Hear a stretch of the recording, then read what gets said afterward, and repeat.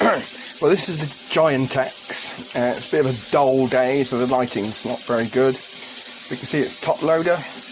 It just fills up at the top. You can add things as you go along with the wash, which is very handy. The downside is if you've got mixer taps or you've got a square tap, you have to use a funny kind of adapter to get water into it, and it just empties into the sink.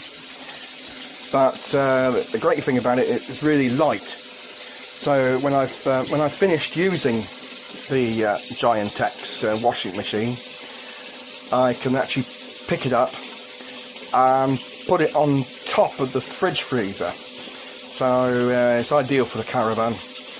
And although you've got to keep changing the taps to hot water, from hot water to cold, otherwise it's fully automatic. So a good little machine, giving it 5 stars because it really does help a great deal.